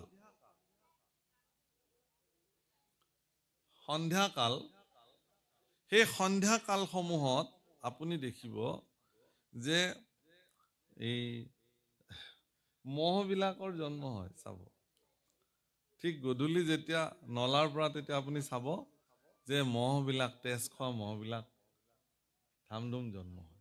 মানে সেই সময়টোত বীজাণুবিলাক, আমাৰ বায়ুমণ্ডলৰ যিবিলাক বীজাণু, সেই চববোৰ সক্ৰিয় হৈ যায়। কাৰণ সেইখিনি সময় দিন আৰু ৰাতিৰ সন্ধিক্ষণ। আকৌ ৰাতি আৰু দিনৰ সন্ধিক্ষণতো এই দুটা মুহূৰ্তত মানুহ যেতিয়া নিদ্ৰাত থাকে, তেতিয়া তেওঁৰ শৰীৰৰ ভিতৰতো সেই সচেতন ইন্দ্ৰিয়সমূহ যেতিয়া নিদ্ৰাত অৱস্থাত থাকে, তেতিয়া এই অপকাৰী বস্তুসমূহে তেওঁৰ শৰীৰত গৈ থিতাপি লয়। সেইকাৰণে সেইবিলাক মানুহ অত্যন্ত আলস্যপৰায়ণ হয়, নিদ্ৰাত লেটিপেটি হৈ থাকি ভাল পায়, আৰু খুব কামৰ প্ৰতি এলেহুৱা চূড়ান্ত ধোধ হৈ যায় এইবিলাক মানুহ। কিন্তু সেই সময়খিনিত যিবিলাক ব্যক্তি সচেষ্ট হৈ থাকে, সেইকাৰণে সেইখিনি সময় গুৰু সেৱা কৰা সময়। শংখ নাদ কৰিব লাগে। শংখ নাদৰ বৈজ্ঞানিক কাৰণ কি, যে যেতিয়া শংখ নাদ কৰে, বায়ুমণ্ডলত যেতিয়া শংখ নাদৰ যেতিয়া ভাইব্ৰেশ্যনটো বায়ুমণ্ডলত পৰিব্যাপ্ত হয়, তেতিয়া সেই যিমান বেয়া বীজাণু, নেগেটিভ উৰ্জা, ঋণাত্মক উৰ্জা, সেইবোৰ চব ধ্বংস হৈ যায়। শংখ, ঘণ্টা, টিলিঙা, উৰুলি, হৰিধ্বনি, দবা, বৰকাহ, এইবিলাক গধূলি সময়ত ঠিক দিন আৰু ৰাতিৰ সন্ধিক্ষণৰ সেই সময়খিনিত যদি একেলগে বাজি উঠে, সেই শব্দধ্বনি বায়ু তৰংগত যিমান দূৰলৈকে বিস্তৃতি হৈ যায়, সিমান দূৰলৈকে ঋণাত্মক প্ৰভাৱৰ পৰা তেওঁলোক মুক্ত হৈ যায়। সেইকাৰণে কৰে এইবিলাক কাম। ঠিক তেনেকৈ ৰাতিপুৱাও, সেইকাৰণে একদম ৰোগী মানুহ, যিজন মানুহ বিচনাৰ পৰা উঠিব নোৱাৰে, ধৰক ৰোগী মানুহ, তেওঁকো পাৰিলে সেই দুটা সময়ত বিচনাৰ পৰা উঠাই বহাই দিব লাগে। যদি পাৰে তেওঁ সুস্থ হ'ব। কিন্তু সুস্থ মানুহ এজনে যেতিয়া সেইখিনি সময়ত সুখ নিদ্ৰাত শুই থাকিব, তেওঁৰ শৰীৰত কি হ'ব আপুনি ভাবক। সেইকাৰণে ব্ৰহ্ম মুহূৰ্ততে আপোনালোকে ব্ৰহ্ম মুহূৰ্ততে উঠক, সূৰ্য উঠাৰ প্ৰায় 48 মিনিট আগত ব্ৰহ্ম মুহূৰ্ত, সেই ব্ৰহ্ম মুহূৰ্ততে উঠিব লাগে। সেই ব্ৰহ্ম মুহূৰ্ততে স্নান কৰি পেলাই সূৰ্যৰ কিৰণ পৃথিৱীত পৰাৰ লগে লগে বাহিৰত খালী গায়ে ওলাব লাগে পাৰিলে, কাৰণ তেতিয়া যিটো সূৰ্যৰ ৰশ্মি শৰীৰত পৰে সেইখিনি সময়ত আচলতে আমাৰ ভাৰতবৰ্ষৰ সনাতনী পৰম্পৰা মতে নদীত নামি মানে আকণ্ঠ জলত থাকি পেলাই বা পানীত নামি নাভিলৈকে পানীত থাকি জল অৰ্ঘ্য কৰে। এইবিলাক বহুতে কয় যে সূৰ্য ইমান দূৰত আছে, ইয়াৰ পৰা আপুনি জল দিলে কেনেকে হ'ব? নহয়, আচলতে তামৰ পাত্ৰেৰে সাধাৰণতে জল দিয়ে, তুলসীত জল দিয়ে ৰাতিপুৱা। তাৰমানে তামৰ পাত্ৰত যেতিয়া পানী থাকে পানীটোও কোপাৰ হৈ যায়, সেইটো তামে হৈ যায়। সেই তামৰ পানীখিনি যেতিয়া তেনেকে দিব, তেওঁৰ শৰীৰটো ইতিমধ্যে ভিজি থাকে আৰু সেই তামৰ মাজেৰে, তামৰ জলৰ মাজেৰে সূৰ্যৰ ৰশ্মি যদি পাৰ হৈ আহি শৰীৰত পৰে, তেতিয়াহ'লে শৰীৰত এক বিশেষ শক্তি জাগ্ৰত হৈ যায়, বিশেষ এনাৰ্জি। আপোনালোকে ৰাতিপুৱা যিবিলাকে এইবোৰ কাম কৰে তেওঁলোকে জানে। আৰু সেই এনাৰ্জিটো যদি প্ৰতিদিন, সেই শক্তিটো যদি এজন যুৱকে বা এজন যুৱতীয়ে যদি ল'ব পাৰে, তেতিয়াহ'লে তেওঁৰ ইমান উৰ্জাৱান ব্যক্তি হৈ যাব, তেওঁৰ সহজতে ভাগৰ নালাগিব, সহজতে তেওঁৰ এলাহ নাহিব, যিকোনো কাম নকৰাৰ মনোবৃত্তি তেওঁৰ নাহিব, তেওঁ সদায় ধনাত্মক দৃষ্টিৰে থাকিব, পজিটিভ উৰ্জাৰে তেওঁ জীয়াই থাকিব পাৰিব। এইবিলাক শাস্ত্ৰৰ বিচাৰ। সেইকাৰণে সনাতন ধৰ্ম খুব বিজ্ঞান ভিত্তিক। তুলসী সম্পূৰ্ণ 24 ঘণ্টা অক্সিজেন দিয়ে। সেই তুলসীত গৈ পেলাই তামৰ পাত্ৰেৰে যদি আপুনি সূৰ্যৰ ফালে মুখ কৰি জল দিয়ে, ইয়াত চাইণ্টিফিক ৰিজনটো সেইটোৱেই, তুলসীতটো সি ভৰপূৰ অক্সিজেন আছেই, ইফালে সূৰ্যৰ হেঙুলি কিৰণ, ইফালে তামৰ পাত্ৰৰ তামযুক্ত পানী, আপোনাৰ শৰীৰ তেতিয়াও ভিজি আছে, স্নান কৰি আহিছে। তাৰ পিছত আপোনাৰ শৰীৰত যিটো এনাৰ্জি সৃষ্টি হ'ব, যিটো শক্তি, সি শৰীৰত ৰোগ প্ৰতিৰোধক ক্ষমতা বৃদ্ধি হয়। সেইকাৰণে সাধক পুৰুষবিলাক চাবচোন নিৰোগী জীৱন তেওঁলোকে যাপন কৰে, সেইকাৰণে কৰে। বাৰু যেই নহওক, মোৰ এই কথাখিনি কোৱাৰ প্ৰয়োজনীয়তা এইটোৱেই যে আজিৰ প্ৰজন্ম যে এই কথাবিলাক, ভাগৱতৰ এই কথাবিলাক যিবিলাক বয়োজ্যেষ্ঠ ব্যক্তিয়ে শুনি আছে ইয়াত, তেখেতলোকৰ জীৱনত আত্মসন্তুষ্টিৰ বাহিৰে আৰু এইবিলাক পদৰ একো কাম নাই। কথাটো অপ্ৰিয়, তেওঁলোকে মাত্ৰ খুব ভাল লাগিল ভাগৱত কথা শুনিল, তাৰ বাহিৰে তেওঁলোকৰ জীৱনত প্ৰেক্টিকেলি কৰিবলগীয়া আৰু তাত একো নাই। কিন্তু ভাগৱতৰ এই কথাবিলাক প্ৰেক্টিকেলি বাস্তৱিক অৰ্থত যদি খটুৱাবলগীয়া আছে, তেতিয়াহ'লে নিউ জেনেৰেশ্যন, নতুন প্ৰজন্মই এইবিলাক শুনিব লাগিব আৰু তেওঁলোকে তেওঁলোকৰ জীৱনত প্ৰয়োগ কৰিব লাগিব। আৰু আপোনালোকে দেখিছে যে উঠি অহা প্ৰজন্মই কৰিবলগীয়া কাম বহুত আছে তেওঁলোকৰ। এজন ল'ৰা বা ছোৱালী এজন কেৱল শিক্ষিত হ'লেই নহ'ব, আধ্যাত্মিকভাৱে তেওঁ পৰিশীলিত হ'ব লাগিব। সেইকাৰণে ভগৱন্ত পুৰুষে উদ্ধৱক ক'লে যে সেই ভক্তিৰ ধাৰাটো, মই এই কথাটোকে ক'ব খুজোঁ, ভক্তি কেৱল এটা আধ্যাত্মিক বস্তু, চাকি জ্বলাই নাম গোৱাটোৱে ভক্তি নহয়। আপোনাৰ ভিতৰত জন্ম হোৱা এটা সাংঘাতিক ধনাত্মক উৰ্জা, তাকেই ভক্তি বোলে। যিটো উৰ্জা আপোনাৰ মন আৰু মানসিকতাত আছে কাৰণে আপুনি যিকোনো পৰিৱেশ পৰিস্থিতি আপোনাক তলাব নোৱাৰে, যিকোনো পৰিস্থিতি আপোনাক হাৰ মনাব নোৱাৰে, যিকোনো দুৰ্ভাগ্যজনক পৰিস্থিতিৰ সন্মুখীন হ'লেও আপুনি ইমান সোনকালে তাৰ ওচৰত নতশিৰ নহয়। এনেকুৱা মন আৰু মানসিকতা যদি সৃষ্টি হয় কোনোবাৰ অন্তৰত, তেওঁ জগতত জয়ী হ'ব পাৰে, তেওঁ কোনো হৰুৱাব নোৱাৰে, তেওঁৰ পৰাভৱ নাই।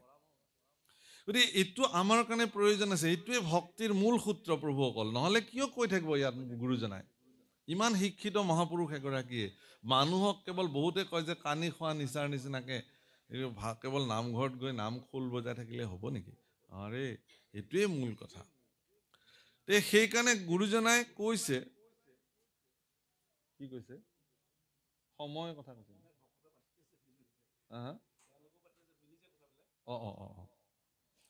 তাৰমানে প্ৰভু মই এইকাৰণে কৈছো যে আজি এখেতলোকে বহিবৰ কাৰণে এডাল বাঁহ লগা হৈছে। মানে মই বাস্তৱ উদাহৰণটো দিছো। মই সুধিলো কিয় গৈছে এইফালে, মই একো কোৱা নাই, কথাটো হয়।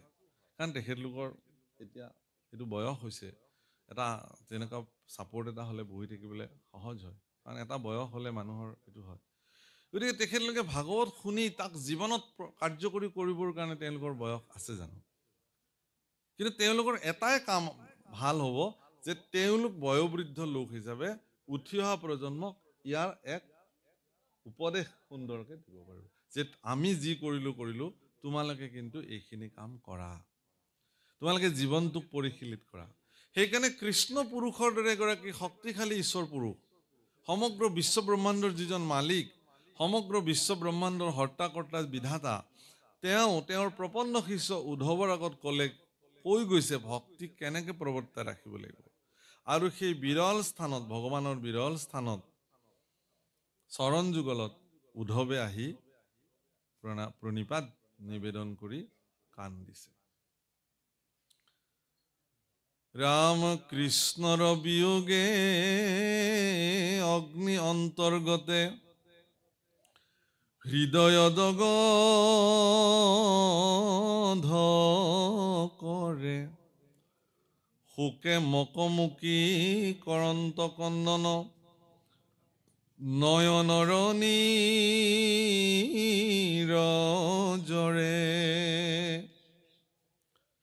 হে ৰাম কতোক্ষণে আখি মুচি মুখ পাছে, উঠিলা নমায়া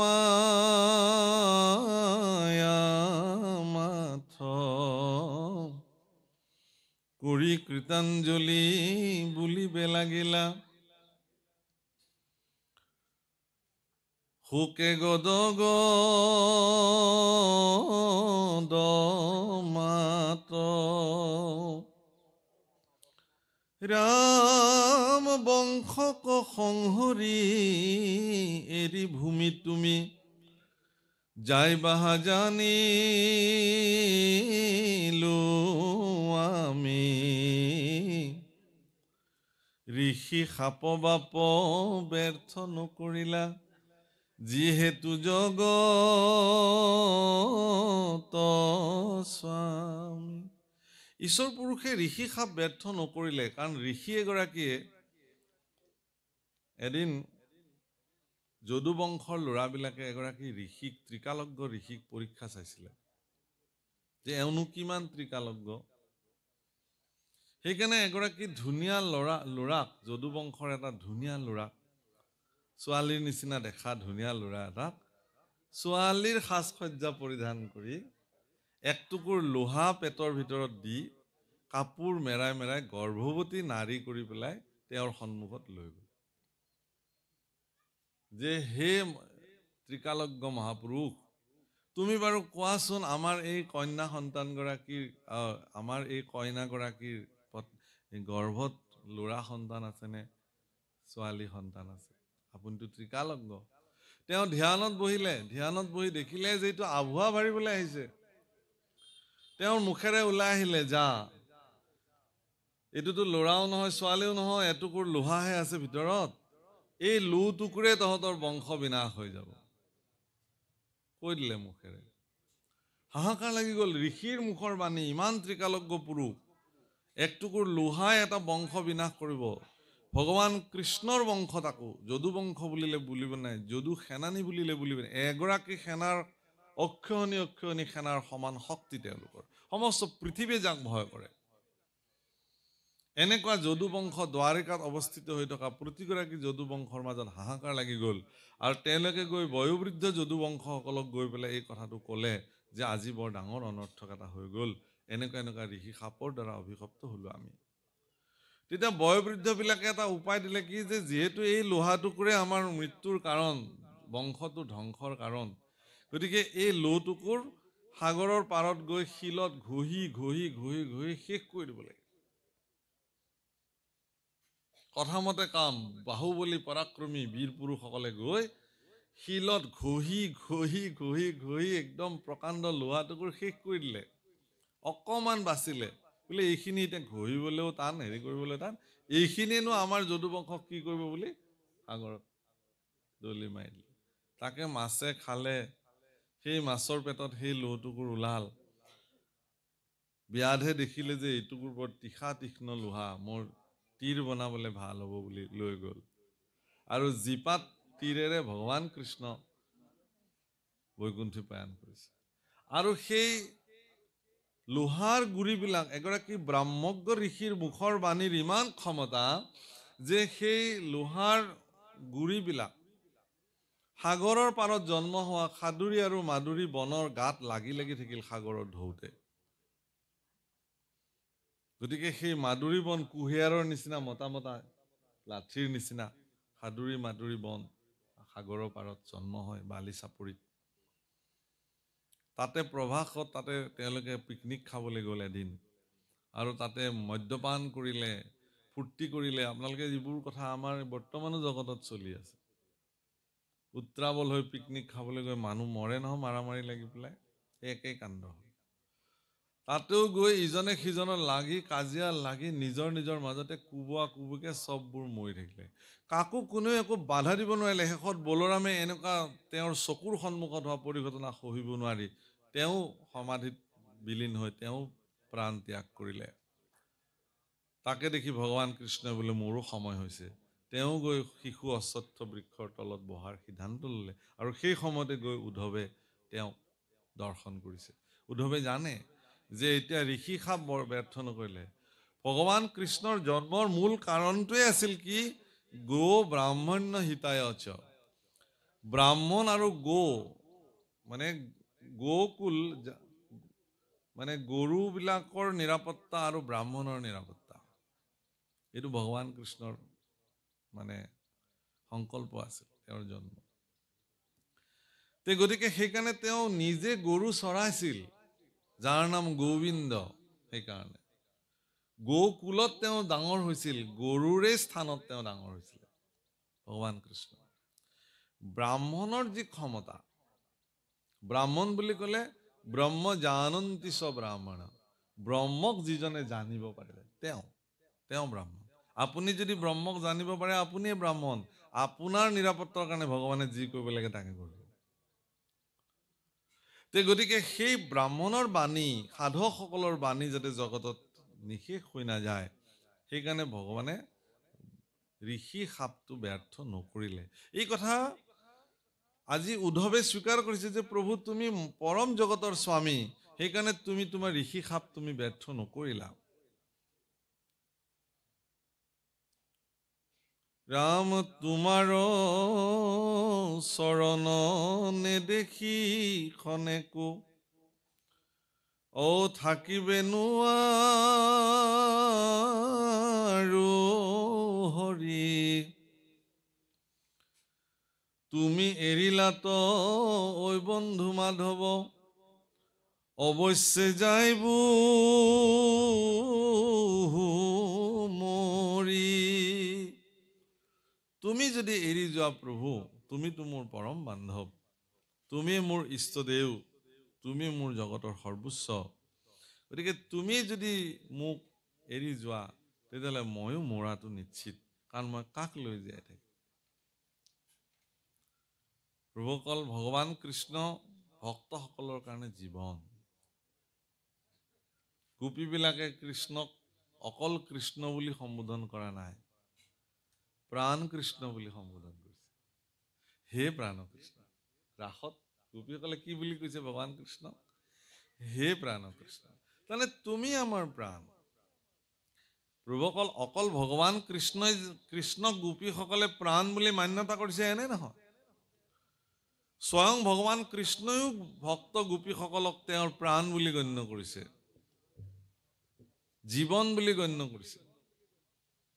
যেতিয়া মথুৰালৈকে লৈ যায় অক্ৰূৰে, ভগৱান কৃষ্ণই অক্ৰূৰক কৈছে যে হে খুৰাদেউ, তেওঁলোকৰ বংশত সম্বন্ধত খুৰাক হয়তো, তেওঁ তাৰ পৰা আহিছে মথুৰাৰ পৰা, কংসৰ ভায়েক হয়, সেইকাৰণে আপোনাৰ বসুদেৱৰ ভায়েক হয়, এতেকে খুৰা হয়। বোলে তুমি ব্ৰহ্ম মুহূৰ্তৰ আগতেই মোক লৈ যাব লাগিব, কিন্তু মনত ৰাখিবা। বোলে কেলে? বোলে পোহৰ হোৱাত মোক নিব নোৱাৰিবা গোকুলৰ পৰা, কাৰণ মোৰ প্ৰাণ গোপীসকলে মোক তোমাক লৈ যাবলৈ নিদিব। সেইকাৰণে গোপীবিলাকে কান্দিছে কি বুলি জানে? যে আমাৰ জীৱনৰ চূড়ান্ত শত্ৰু এজনে, সেইজনৰ নাম হ'ল অক্ৰূৰ। গোপীবিলাকে কাকো বেয়া নাপায়, গোপীবিলাকে কৈছে যে আমাৰ জীৱনৰ একমাত্ৰ শত্ৰুটোৱে হ'ল কোন? অক্ৰূৰ। কাৰণ আমাৰ প্ৰাণৰ কৃষ্ণক আমাৰ ওচৰৰ পৰা লৈ যোৱা তেওঁৱে আমাৰ জীৱনৰ একমাত্ৰ শত্ৰু। প্ৰভুসকল, ভগৱান কৃষ্ণক আপোনাৰ পৰা যদি কোনোবাই কৃষ্ণক আঁতৰাই দিয়ে, আপুনি মনত ৰাখিব সেইজনে আপোনাৰ জীৱনৰ আচল শত্ৰু। এইটো আচল আধ্যাত্মিক তত্ত্ব। যদি আপোনাৰ জীৱনত কৃষ্ণক বান্ধৱ বুলি কোনোবাই দেখুৱাই দিয়ে, তেতিয়াহ'লে সেইজন আপোনাৰ জীৱনৰ পৰম বান্ধৱ। যিজনে আপোনাক কৃষ্ণক চিনাই দিয়ে যে কৃষ্ণ ব্যতিৰেকে জীৱন অতিবাহিত কৰাটো মিছা। গতিকে যিজনে আপোনাৰ জীৱনৰ পৰা কৃষ্ণক আঁতৰাই লৈ যায়, বাদ দিয়ক কি হ'ব ধৰ্ম কৰি, বাদ দিয়ক কি হ'ব গুৰু ধৰ্ম পালন কৰি, বাদ দিয়ক কি হ'ব নামঘৰলৈ গৈ, বাদ দিয়ক কি হ'ব ভাওনা কৰিলে, যদি আপোনাক কোনোবাই এনেধৰণৰ কথা কয়, আপুনি তেওঁৰ পৰা সাৱধানে থাকক। গুৰু ধৰ্মৰ পৰা আপোনাক যদি বিচলিত কৰি নিবলৈ কোনোবাই যত্ন কৰিছে, তেতিয়াহ'লে জানিব যে তেওঁৱে আপোনাৰ জীৱনৰ শ্ৰেষ্ঠ শত্ৰু। কাৰণ তেওঁ আপোনাৰ জীৱনৰ কল্যাণ হোৱাটো বিচৰা নাই। আপোনাৰ জীৱন অকল্যাণ অসংস্কৃত হোৱাটো বিচাৰিছে। সংস্কাৰিত জীৱন কেৱল মানুহে কৰিব পাৰে। প্ৰভুসকল মনত ৰাখিব, আজি গৰু ছাগল শিয়াল কুকুৰ গাধ এইবিলাকো ঈশ্বৰৰ কৃপাত তেওঁলোকে পৃথিৱীত আছে, কিন্তু তেওঁলোকে সংস্কাৰিত জীৱন কটাব নোৱাৰে, ইচ্ছা কৰিলেও নোৱাৰে। কিন্তু মানুহে সংস্কাৰিত জীৱন কটাব পাৰে। মানুহক এইটো ঈশ্বৰে ক্ষমতা দিছে, তেওঁলোকে সংস্কাৰিত জীৱন কটাব পাৰে। কেনেকে এজন মানুহে জীৱনত সঠিকভাৱে জীৱন নিৰূপণ কৰি চলিব লাগে এই কথা মানুহে জানে, আৰু মানুহে তাক কৰি ল'ব পৰা ক্ষমতা মানুহৰ জীৱনত ভগৱানে তেওঁলোকক প্ৰদান কৰিছে। বুদ্ধিমত্তা দিছে, হাত ভৰি দিছে, চিন্তা দিছে, চকু দিছে, সকলো দৃষ্টি দিছে, দৰ্শন দিছে। অকল দৃষ্টিটো চবৰে আছে প্ৰভুসকল, দৰ্শন সকলোৰে নাই নহয়। জীৱ জন্তুবিলাকেও দেখে, ইতৰ প্ৰাণীবিলাকেও দেখে, কিন্তু তেওঁলোকৰ দৰ্শন নাই। মানুহেও দেখে, কিন্তু মানুহৰ দৰ্শন আছে। ধনী সকলো জীৱৰে আছে, মানুহৰো ধনী আছে, কিন্তু মানুহে সেই ধনীটোক সংস্কাৰিত কৰি বাণীলে ৰূপান্তৰ কৰি লৈছে। সেইকাৰণে মানুহে কথা ক'ব পাৰে, বাকীবিলাকে নোৱাৰে। আগতেতো পূৰ্বতেতো কোৱা মতে যে মানুহবিলাকেওতো জীৱ জন্তুৰ নিচিনাকে আছিলে, সংস্কাৰ হৈ হৈ হৈ আজি মানুহে সভ্য আছে।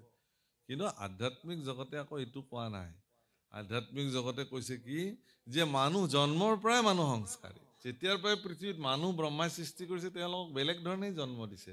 সেইকাৰণে অন্য জীৱৰ লগত মানুহৰ জন্মৰ কেতিয়াও নিমিলে। মানুহ হোৱাৰ দিনৰ পৰাই মানুহবিলাক মানুহৰ নিচিনা আছে, তেওঁলোক সদায় থাকিব। গতিকে হে ভগৱান, তুমি মোক যি ধৰণে কৃপা কৰিছা আৰু মই তোমাৰ যি ধৰণে সেৱাত ৰত হৈ আছো, এতিয়া এটাকে তুমি যদি যোৱা তেতিয়াহ'লে ময়ো মৰি যাব লাগিব। তুমি ব্যতিৰেকে মই থাকিব নোৱাৰো। এইটো এজন ভকতৰ ঈশ্বৰৰ প্ৰতি বাণী। ঈশ্বৰৰ কি বাণী তেতিয়াহ'লে? যেতিয়া অক্ৰূৰে তেওঁক মথুৰালৈকে লৈ আহিছে, কংস নিধন কৰাৰ পিছত ভগৱান কৃষ্ণই উদ্ধৱক মাতি লৈ আহিছে লগত, যে হে উদ্ধৱ, মই তোমাক এটা নিবেদন কৰোঁ, কি যে তুমি বৃন্দাবনলৈ যোৱা, গোকুললৈ যোৱা, তাত মোৰ প্ৰাণৰ গোপীসকলক তুমি এবাৰ খবৰ লৈ আহাগে। তুমি হয়তো মোক ক'ব পাৰা যে কোনোবা গোপীসকলে খাইছে নে নাই, শুইছে নে নাই, ভালকে জীৱন কটাইছে নে নাই, তোমাৰ লগত কি আহে যায়, এৰা কথাটো হয়। কিন্তু এই কথা মই তুমি ব্যতিৰেকে বেলেগক ক'ব নোৱাৰো, এইকাৰণেই যে গোপীসকলৰ প্ৰতি মোৰ যিটো আন্তৰিকতা, তেওঁলোক মোৰ সমৰ্পিত ভক্ত, তেওঁলোকৰ প্ৰতি মোৰ যি আন্তৰিকতা, সেইটো মই বেলেগক বুজাব নোৱাৰো। এটাকে তুমি যোৱা। ওয়াৰে হামু বিনে গোপী, আৰে হামু বিনে গোপী, ৰতিলেকে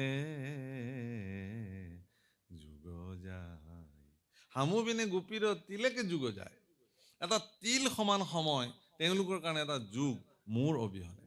তেওঁলোকে কথা কিমান ভাল পাব পাৰে ভগৱানক, ইমান প্ৰেম ভগৱানৰ প্ৰতি।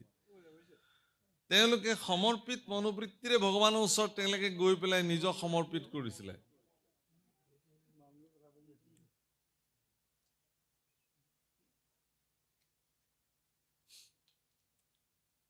বহি লওক বাপ দেই, পিছত কথা পাতিম। গতিকে হামু পিনে গোপীৰ তিলেক যুগ যায়, মোৰ অবিহনে এটা তিল সমান সময় গোপীসকলৰ এটা যুগৰ নিচিনা গুচি গৈছে। গতিকে সেয়া অকল গোপীসকল নহয়, আপোনাৰ কাৰণেও ভগৱানে এই মনোবৃত্তি দিব পাৰে। সেই সৌভাগ্যৱান হ'বৰ কাৰণে আপুনি সাধনা কৰিব লাগিব। কিন্তু এইটোও ঠিক যে সেই সাধনাত যদি আপুনি সিদ্ধ হয়, তেতিয়াহ'লে আপোনাৰ কাৰণেও ভগৱানে কাণ দিব। কিন্তু আপোনালৈ মনত পেলাই পেলাই ভগৱানে আপোনাৰ ওচৰলৈ আহিব, সেইটোৱেই নিয়ম।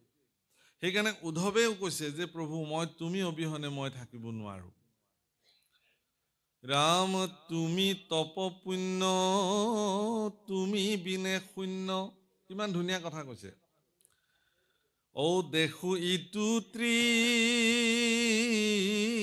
জগত, কাৰ্পণ্যকো কৰো চৰণত ধৌ, লৈক মোক লগত। মোকো লৈ যোৱা তাতকে লগত। তুমি যি পদ্ধতিৰে এই জীৱনৰ অৱসান কৰিব খুজিছা, মোকো একেধৰণে লগত লৈ গুচি যোৱা, কিনো অসুবিধা আছে। কাৰণ তুমি মোৰ জীৱনৰ তপস্যা, মোৰ কাৰণে তুমি মোৰ জীৱনৰ পুণ্য ফল, সকলো তুমি ব্যতিৰেক মই এই জগতত মোৰ কোনো অস্তিত্ব নাই, মই সকলো কেৱল শূন্য দেখো। কিন্তু আমাৰ চিন্তা কি যে ধনেই মোৰ কাৰণে তপস্যা, ঐশ্বৰ্য বিভূতিয়ে মোৰ কাৰণে সাধনা, যশস্যা মান কৃতিত্বই মোৰ জীৱনৰ সৰ্বোচ্চ, তুমি পিছত ভগৱান, তোমাৰটো পিছত থলো। সেইকাৰণে মনুষ্য জীৱনৰ 24 ঘণ্টা মানুহবিলাকে ভগৱানক ভজিবৰ কাৰণে তেওঁলোকে সময় উলিয়াব নোৱাৰে। 24 ঘণ্টাত 24 মিনিট এটা মই ভগৱানক ভজনা কৰিম, এনেকুৱা দৃঢ় সংকল্প লওকচোন মানুহে। যে 24 ঘণ্টাটো মোৰ কাৰণেহে মই চিন্তা কৰি থাকো, কি খাম, কি ল'ম, কি পিন্ধিম, ক'ত ইনকাম কৰিব যাম, বৃদ্ধ বয়সলৈকে কেনেকে 2 পইচা চপাই আনিব পাৰো, এই চিন্তাত সময়ে নাই জীৱনত। নামঘৰলৈ যাবলৈ সময় নাই, ভাগৱত পাঠলৈ যাবলৈ সময় নাই। কোনোবাই যদি মাতেও মই দেৰিকে যাম, মোৰ কামখিনি আগতে কৰি ল'ম, বিষয় কামখিনি, তাৰপিছত মোৰ যদি সময় হয় এপাক দেখা দিম দিয়ক, মোৰ এনেকুৱা কাম আছে, তাৰপিছত মই আপোনাক যদি পাৰো এপাক দেখা দিম। সেইকাৰণে গৃহস্থই কয় বোলে ঠিক আছে দিয়ক, যদি দিনৰ ভাগত আপুনি ব্যস্ততা, তে গধূলি হ'লেও এপাক দেখা দিব আৰু। হ'ব দিয়ক, ভালে পালে আৰু গধূলি এপাক যায় আৰু মাতিলে, মই আহিব নোৱাৰিলো দেই, বেয়া নাপাব। গধূলি আহে, কাৰণ আচল অমৃতটো পান কৰাৰ কাৰণে তেওঁৰ হাবিয়াস নাই। গৃহস্থই মাতিছে, সৌজন্যতাৰ খাতিৰত এবাৰ দেখা দিব লাগে। গতিকে 24 ঘণ্টা কেৱল নিজৰ কাৰণে থকা ব্যক্তিবিলাকে গোটেই জীৱন, তেওঁ যদি 100 বছৰৰ জীৱন অতিবাহিত কৰে, 100 বছৰত তেওঁ এটা দিনো ভগৱানৰ কাৰণে সমৰ্পিত নহল। হিচাপ কৰি যদি দেখে যে তেওঁ কৃষ্ণ সন্মুখী হৈ কিমান সময় থাকিলে, কৃষ্ণ বিমুখী হৈ কিমান সময় থাকিলে, দেখিলে যে গোটেই জীৱন কৃষ্ণ বিমুখী হৈ থাকিলে। কেৱল বিষয়, ধন, টকা পইচা লাগে, পুত্ৰ ভাৰ্যাক কেনেকে ঠিকছে টকা পইচা দি থৈ যাব পাৰো, মাটি সম্পত্তি কেনেকে এগালমান কৰি থৈ যাব পাৰো। মোৰ দেউতাক যিদিনাখন মই শ্মশানলৈ লৈ গৈছিলো কান্ধত তুলি পেলাই 2014 চনত, মই সিদিনাখন এটা বিশেষ কথা অনুভৱ কৰিছিলো। আগু পিছেও যাওঁ, কিন্তু এই কথাটো ইমান মন কৰা নাছিলো। সমাজৰ লোকে ক'লে আপোনালোকৰ ইফালে উজনিৰ ফালে এইটো নিয়ম আছে নে নাজানো, আমাৰ নামনিৰ ফালে এইটো নিয়ম আছে যে য'ত তেওঁ সৎকাৰ কৰা হয় শৱদেহটো, তাত এটা যিকোনো মূল্য পইচা এটা, পাতি পইচা এটা অৰ্পণ কৰিব লাগে। কৰি বসুমতীৰ পৰা সেই 6 ফুট মাটি সেই কিনি ল'ব লাগে, ক্ৰয় কৰি ল'ব লাগে।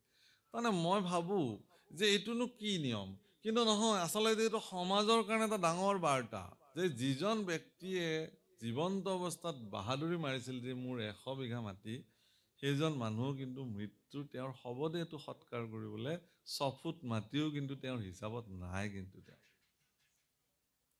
কিন্তু জীয়াই থকাত সেইজন মানুহে কিন্তু বাহাদুৰি কৰিছিল যে মোৰ ইমান মাটিৰ মই মালিক। মাটি কিন্তু পৰি থাকিল, জোৰে মাটি। সেই মাটিৰ তেওঁ মৃত্যুৰ পিছত কোন মালিক হ'ল চাবলৈও তেওঁ আৰু জীৱনত কেতিয়াও আহিব নোৱাৰে। ল'ৰা ছোৱালীয়ে সঠিকভাৱে সেই মাটিক উচিত মৰ্যাদা দি ৰাখিব পাৰিলে নে নাই সেইটোও তেওঁ নাজানে।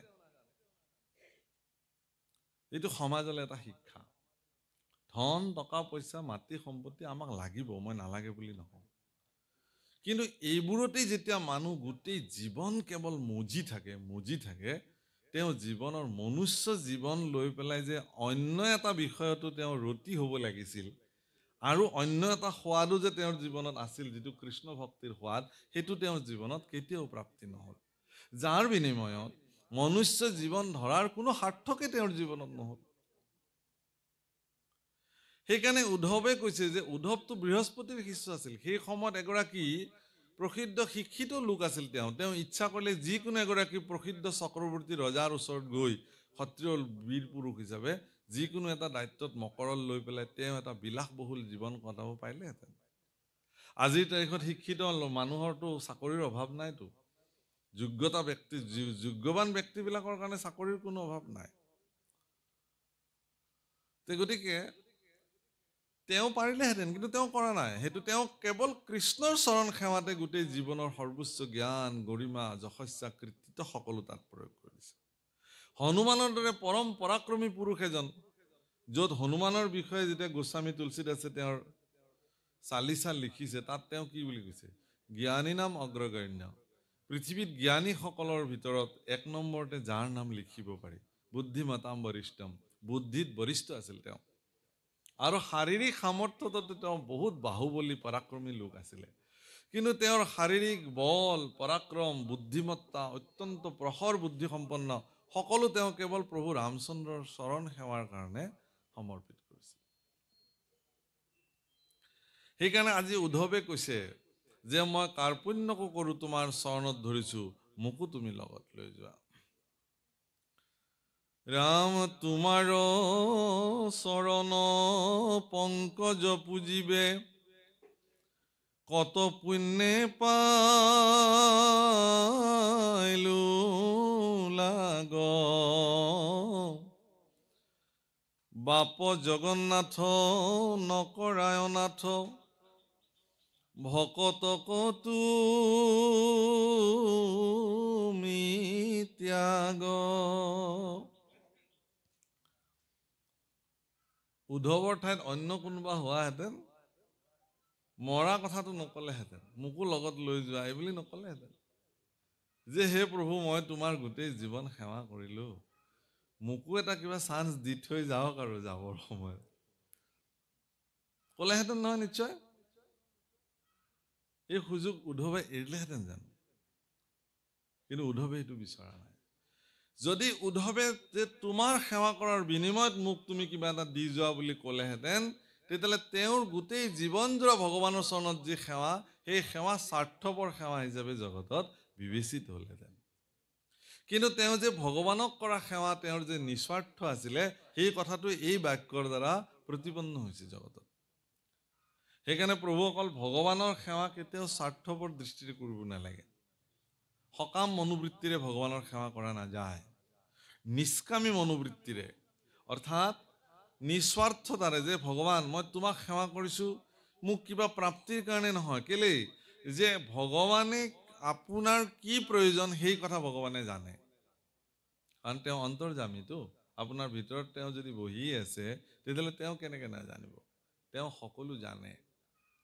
গতিকে আপুনি নিশ্চিন্ত হৈ থাকক। গতিকে আপোনাক তেওঁ যেনেধৰণে চলাব লাগে তেনেধৰণে চলাব।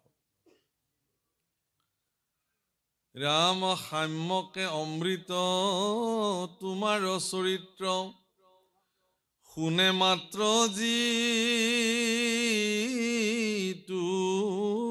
নৰে, পায়া প্ৰেম ভাৱ নেৰৈ তজু পাৱ, বিষয়কো পৰিহৰে।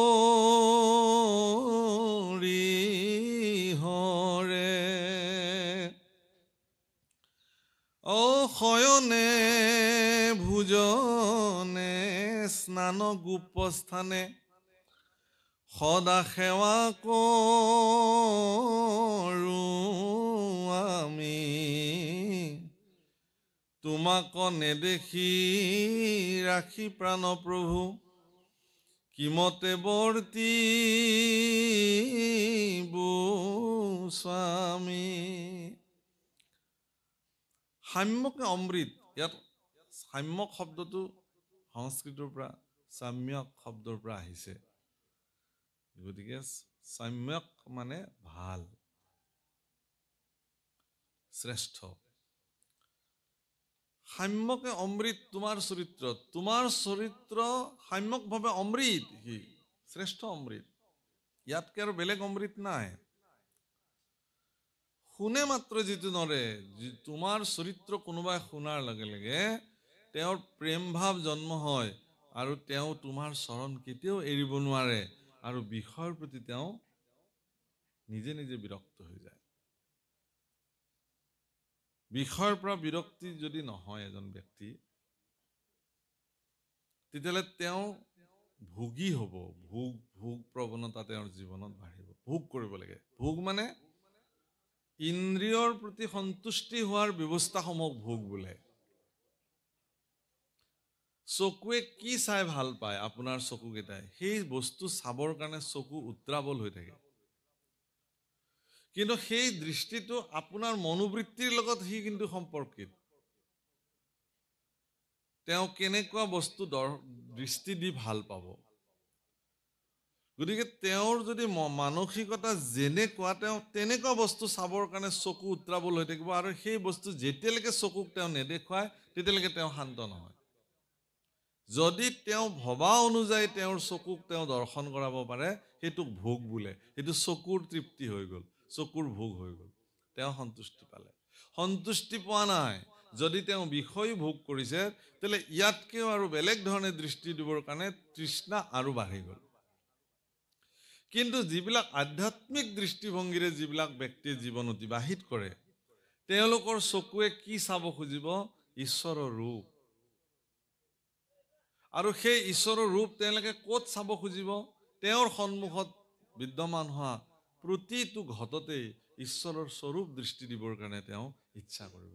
অৰ্থাৎ আপুনি যদি মোৰ সন্মুখত উপস্থিত হয়, আপোনাক মই সাক্ষাৎ ঈশ্বৰ বুলি দৃষ্টি দিবৰ কাৰণে মোৰ চকুক মই বাধ্য কৰালো। এইটো মোৰ কাৰণে চকুৰ ভোগ। বুজিছেনে? কথাটো ধৰিব পাৰিছে নহয়? অলপ অসুবিধা হৈছে নেকি ধৰা? একদম কথাটো বুজিছে নহয়? কথাটো যে মোৰ দৃষ্টিত যদি আপোনাক মই ভগৱান বুলি লওঁ, যে এইজনটো সাক্ষাৎ ঈশ্বৰ ভগৱানৰ ৰূপ তেখেত,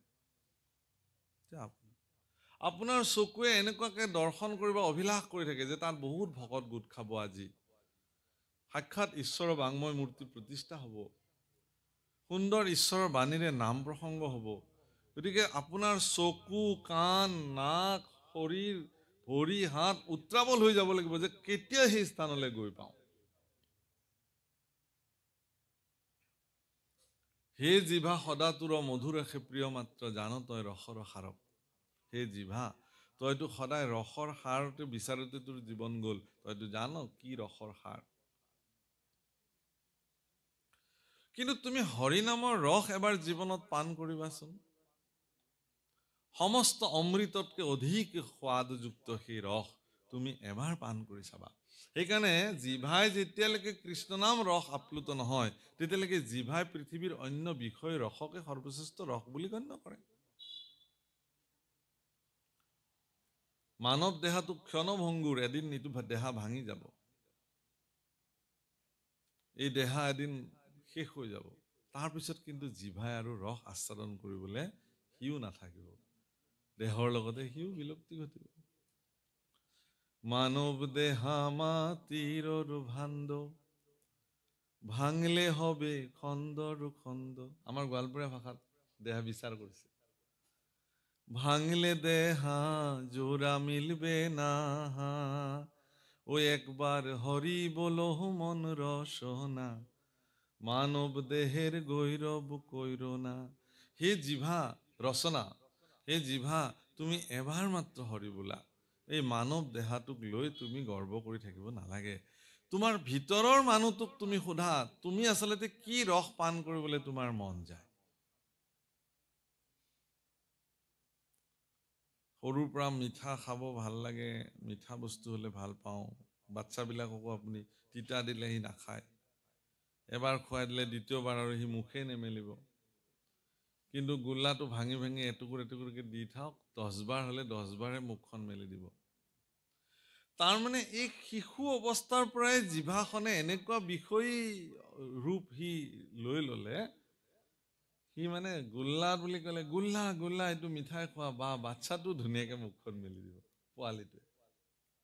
কিন্তু এইটো তিতা খোৱাচোন, অকমান কান্দিব, চিঞৰ বাখৰ কৰিব, জোৰ জবস্তি মুখ মেলি খুৱাব লাগিব। দৰৱ নাখায়, মিঠা দিলে খাব। কেলে? সেইটো মানুহৰ দেহৰ বৈষয়িক চৰিত্ৰ।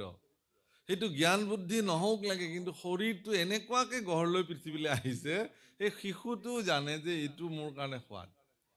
গতিকে অনিয়ন্ত্ৰিত, এতিয়া শিশুটোক কোনে নিয়ন্ত্ৰিত কৰিব? তেওঁৰ পিতৃ মাতৃয়ে কৰিব লাগিব তেতিয়াৰ পৰাই। যে ই মুখখন টপৰ টপৰকে মেলি আছে কাৰণে আপুনি আপোনাৰ শিশুটোক এটা গোল্লা গোটেই খুৱাই দিব নেকি? নিদিব আপুনি। তাক তেতিয়াৰ পৰাই নিয়ন্ত্ৰিত কৰিব লাগিব। পিছত যে কি হ'ব, বোলে মই বৰ মৰমেৰে আপোনাৰ কাৰণে 10টা গোল্লা আনিছিলো, আপুনি নাখালে বৰ দুখ পাম। সেই আপুনি মোক মাৰিব খুজিছে নেকি? আপোনাৰ মৰমটো ল'বলৈতো মোৰো ইচ্ছা আছে, কিন্তু মই এতিয়া আপোনাৰ মৰমটো ল'ব নোৱাৰো, এটুকুৰো খাব নোৱাৰো, মোক একদম ডাক্তৰে পুৰা মানা কৰি থৈ দিছে। তথাপিও আৰু এটামান কিবাকে ল'ম বাৰু, তথাপিও ল'ব। জিভাক নিয়ন্ত্ৰণ কৰিব নোৱাৰে। গতিকে কিন্তু আপুনি ইমান মৰমেৰে দিয়া গোল্লাকেইটা মই এতিয়া খাব নোৱাৰো। কিয় খাব নোৱাৰো? তেনে জিভাই ৰস আস্বাদন কৰোতে কৰোতে জিভাই শৰীৰটোক এনেকুৱা পৰ্যায়লৈ লৈ গুচি গ'ল, এতিয়া ইচ্ছাকৃতভাৱেও বৈষয়িক ৰস তেওঁ পান কৰিব নোৱাৰে। গতিকে ইচ্ছা থকাৰ পিছতো মোৰ সন্মুখত থকা ভোগ, যিটো এইটোকো ভোগ বোলে। সেইকাৰণে এটা বিষয়ী ভোগ, এটা আধ্যাত্ম ভোগ। আপুনি লওক সিদ্ধান্ত। সেইকাৰণে আপোনাৰ ল'ৰা বা আপোনাৰ ছোৱালীজনীক যেতিয়াৰ পৰাই মন মানসিকতা জনা হ'ব, তেতিয়াৰ পৰাই আপুনি এই ডিফাৰেঞ্চ তাহাঁতক দিয়ক, যে তুমি সিদ্ধান্ত লোৱা বাছা, তুমি বিষয় ভোগত ৰত হৈ থাকিবা নে আধ্যাত্মিক ভোগত তুমি ৰত হৈ থাকিবা।